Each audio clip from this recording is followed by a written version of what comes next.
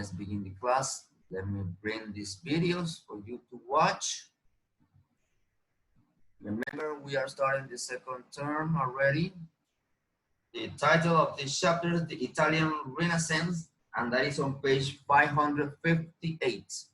Let's begin with this one. Yo no he visto este, vamos a ver este.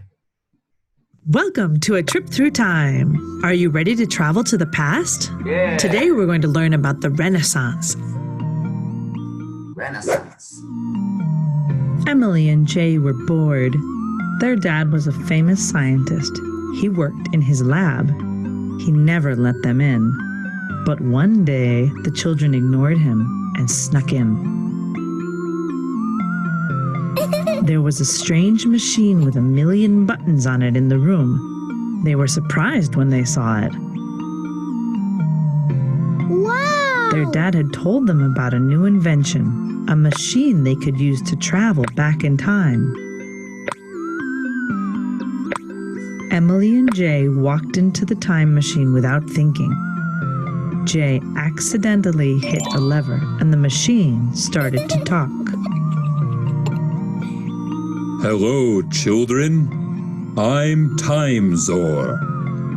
Why did you turn me on? Now you must travel with me through time. Fasten your seatbelts. We're traveling to the Italy of the Renaissance, a great time of discovery and art.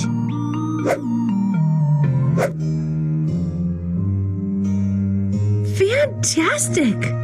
I always wanted to meet the artist Michelangelo and ask him if he painted the Sistine Chapel himself or if someone helped him. Hello, children. Do you like my work? I did it all myself, even though it took 4 years.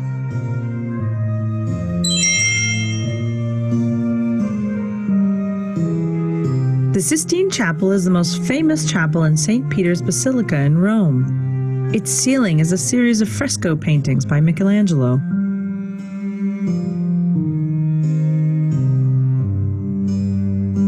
He was an Italian Renaissance architect, sculptor, and painter, considered one of the greatest artists of all time. His most famous sculpture is David, and his most famous painting, the ones in the Sistine Chapel.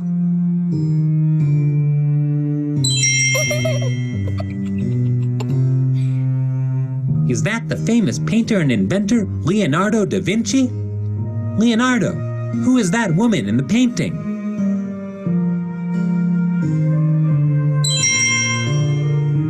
Hey! That is La Gioconda, also known as La Mona Lisa. Isn't she beautiful?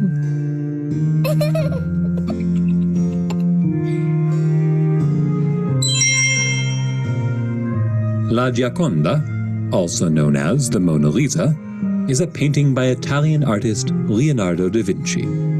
It is considered the most famous painting in the world and is housed in the Louvre Museum. He was born in Vinci in 1452.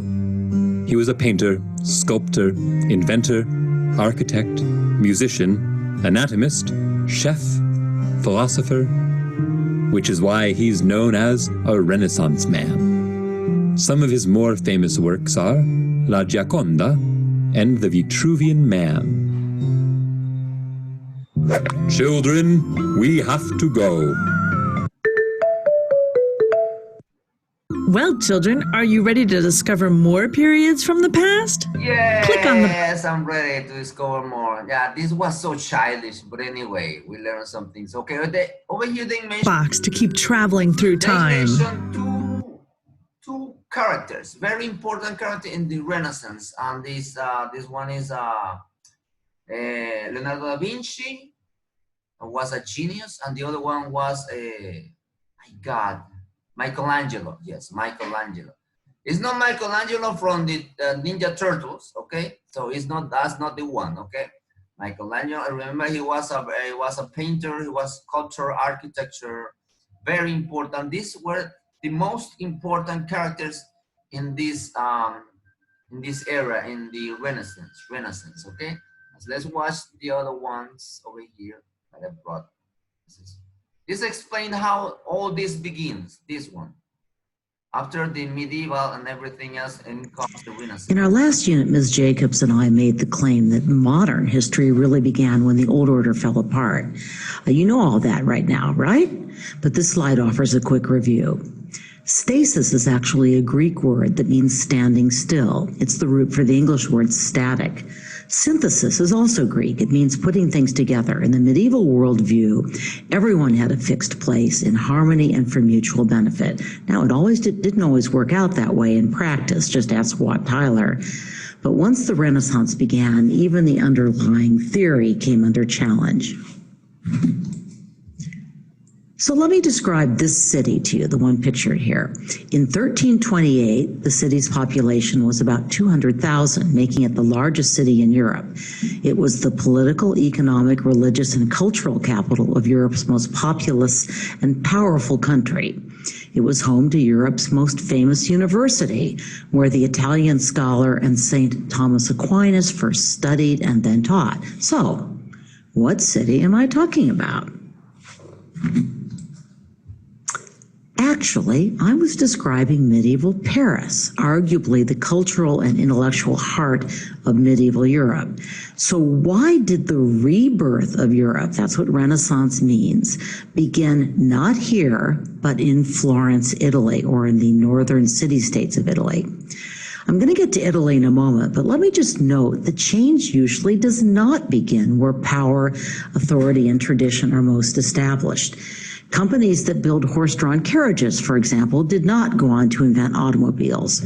It's a fascinating question why some individuals, some cultures, some countries prove more open to innovation and new ideas than others. I hope we can return to that, but for now, on to Renaissance Italy.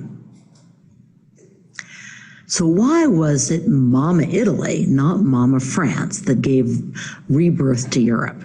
One answer is that Italy's geographic location, jutting out into the Mediterranean Sea, made it a center of trade with the East, with the Muslim empires in what is now Turkey and Spain, and with Europe. In other words, Italy was a place where ideas came together as well as goods and people. It's worth noting, by the way, that at this point in history, the Muslim countries were especially advanced in mathematics and science, as well, by the way, as philosophy. So this contact definitely benefited the Italians. In fact, many of the classical texts that became so influential in the Renaissance actually came from Arab sources, were translated from Greek and Arabic and then into Latin. Also, when Constantinople fell, Italy was the closest European country where Christians could take refuge, including Orthodox Christian scholars who brought Greek texts to Italy. Italy's seaports and central location also made it easier for ideas from Italy to spread to the rest of Europe. Generally speaking, at this time and for centuries to come, travel by ship was faster and more reliable than travel by land. This wouldn't really change until railroads appeared in the 19th century. A big part of the Renaissance was the so-called recovery of the culture of ancient Greece and Rome. But in Italy, the classical world had never really been entirely lost. People in Italy lived every day with the artifacts of ancient Rome, so they didn't need as much reminding. Italy also did not need all that much excuse to turn away from the barbarians. Remember, the French used to be called the Gauls, and Julius Caesar defeated them. This way they could return to their own proud roots. Northern Italy in particular was much more urban than the rest of Europe, and its economy was based less on agriculture than on trade. If you think about it, people whose lives center around agriculture are more tied to a place. They tend to be more conservative. Trade breeds contact with other people, with new ideas, and it creates more of an outward focus and an openness to change. Trade also gave political power to the wealthy merchant class, a group that proved especially open to new ideas and especially willing to invest their growing wealth. The plague hit northern Italy especially hard. 60% of the people in Florence died, for example. But this also, as we talked about in our last unit, gave more power to ordinary people. And the politics of reaching out to and appealing to the ordinary people was, in fact, part of the Renaissance. Your reading is going to talk more about this.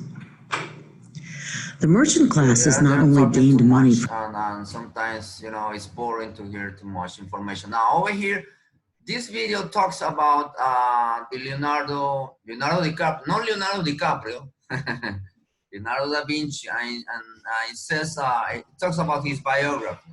So let's watch and let's see how important, this guy was a genius, really, really. This was out of his league, this guy was something different back in those years. So let's watch it.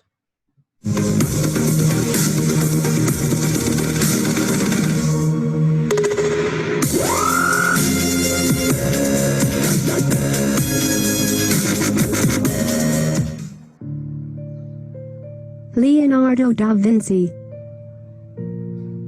He was a painter, sculptor, architect, engineer, and scientist.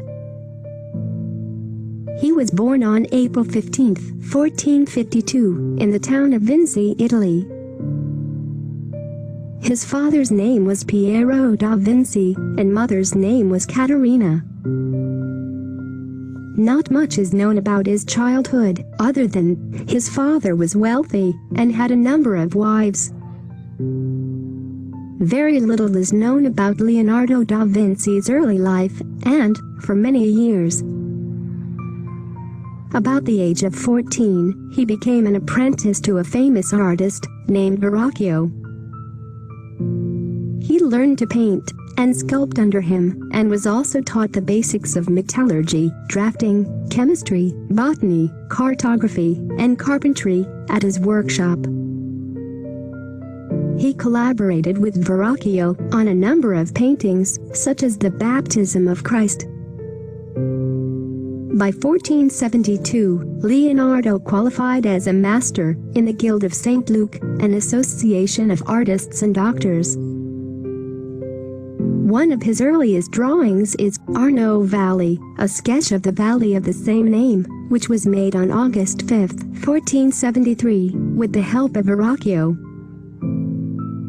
In 1478, he received two important painting commissions, viz. Saint Jerome in the Wildernesses and Adoration of the Magi, both of which were never completed. From 1478 to 1480, he painted Madonna of the Carnation, an oil painting with the central motifs of young Mary and baby Jesus on her lap, and a carnation in her left hand. The next important works were The Virgin of the Rocks and Madonna of the Rocks, which were similar in style but differed in composition. He was commissioned to create a massive horse statue for a patron. One of his greatest paintings, The Last Supper, was commissioned to him by the Duke Lodovico Sforza, and Leonardo worked on it from 1495 to 1498.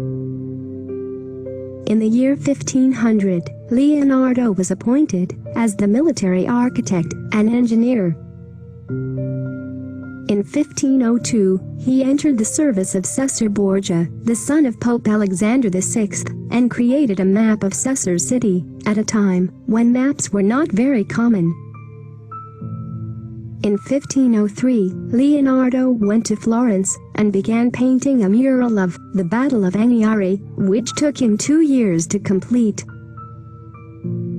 He started painting his masterpiece, Mona Lisa, also called La Gioconda, around the same time, and completed it in 1506. In 1506, he returned to Milan, and many of his prominent pupils began to work with him. He was obsessed with flight and had plans for building something similar to a helicopter in 1502. He wrote several books throughout his lifetime, including Codex on the Flight of Birds in 1505, a scientific palimpsest containing 18 folios. The Vitruvian Man is a drawing created by Leonardo da Vinci in 1490 and depicts two superimposed positions of a male figure. He was not attracted to women, but developed a close friendship with his patrons, Cecilia Gallerani, and the two Este sisters, Isabella and Beatrice. Vinci died on 2 May 1519 in Amboise, Kingdom of France, at the age of 67.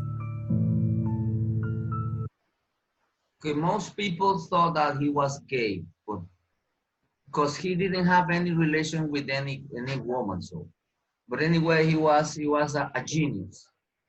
He was a very creative, intelligent, something out of this world. This guy, he was a genius, just a genius. Okay, okay. Now, let's begin. We have like 5 minutes, and let me see if this computer can help me. Let's begin. Where is it? Here it is. Renaissance. Here it is. Let me see if it's open as quickly as I need to open. If not, then we'll continue. Here it is. Here it is. Okay, so this is a PowerPoint. I think I loaded up already in the system, so you can take advantage and start reading it in order to advance faster, quicker, okay? Now, the Italian Renaissance, that's the title of this chapter. European trade with Asia increased in the 1300s, trade with Asia, okay? It says, it seems that started that the Black Death could have had any possible result, but that it happened. Killed approximately 25 million people in the 1,300 years. The disease did not change farmland, buildings, sheep, manganese, and gold. People who survived could use these things to raise more food or make more products. As more goods became available, prices went down. People could buy more of the things they wanted, and trade increased and new products appeared in the market. Now it begins the trade with Asia, and they call it this road the Silk Road. ¿Cómo es que se llama en español? De la seda, la ruta de la seda. They call it, in Spanish we call it la ruta de la seda. In English, the Silk Road se reabrió. Acuérdense que se cerró por lo de la pandemia. Okay, and then they reopened it again after this finished. The Chinese and the Romans did business together from about AD, from year 2 or 200. Products moved east and west along the Silk Road. This caravan route started in China and ended in Mediterranean Sea. Somebody's calling me, somebody. What is the chat? What it says? Professor, yeah, PPT no lo ha mandado. Okay, don't worry, I loaded up. It isn't? That's weird. I think it's, okay, yeah, you are right. I think so, yeah, you are right. It's not, I haven't loaded up. Don't worry, I'll do it in the afternoon, okay? Thank you. When the Roman Empire and the Hans dynasty, they connected and they start doing some trades between the Asia and the Rome. They once again made the roads safer for travelers and traders. Among the traders were the remarkable Marco Polo. That's the game that you usually start singing. Marco Polo, Marco Polo. So Marco Polo, he went to different places, and then he went to he did a really good relationship with the Asian people and with some empires in that area. And they start doing some trades with East area, okay? But it comes, okay. The Marco Polo saw many amazing things in China, and he wanted to bring it back to Asia. Back to Europe. So for example, China used paper money in addition to coins that Europeans use. In Europe, they used to use coins, but in Asia, they use the paper money, okay? Now this map tells us the different routes of Marco Polo. All this area he visited, and then he tried to make this connection, and then he returned and bring different goods, merchants from this area, from India and from China, okay? So he visited all this area he visited. Let's move on. Okay, it's 1 minute to 9. Let's finish this. Let's discuss this one, and then you may leave this. While his father and uncle stayed in China because he brought all his family. Marco Polo took all his family to all this visit trip that he did. Marco Polo visited India and Southeast. He traveled as a messenger from the Mongolian emperor. Marco Polo spent 20 years living and traveling in Asia. He spent 20 years traveling and knowing all those regions in Asia. Eventually, the Polos returned to Venice. Okay, ellos regresaron a Venecia. And there are writers help Marco Polo record his journey. Y él en sus libros, él hizo todo lo que descubrió, todos los sitios que descubrió y creó unos libros, okay? At the time, many people did believe Polo's stories, and everybody was amazed of what he saw in those areas. Trades between Asia and Europe increased. The Italian merchant organized much of this trade, okay? So this is the beginning of the Renaissance, okay? The Renaissance. So we'll continue then tomorrow, and when we'll finish tomorrow all this chapter, and then I'm gonna assign you the assessment that you need to complete, guys, okay? So don't worry, I'll load it up in the afternoon. I'm gonna load it up the PowerPoint so you'll be able to watch what is next for tomorrow. Okay, guys, so we don't have any more time, so go to your sets, go stretch, wash your hand, and then we'll see you tomorrow here, the same channel, okay? Bye-bye, take care, bye.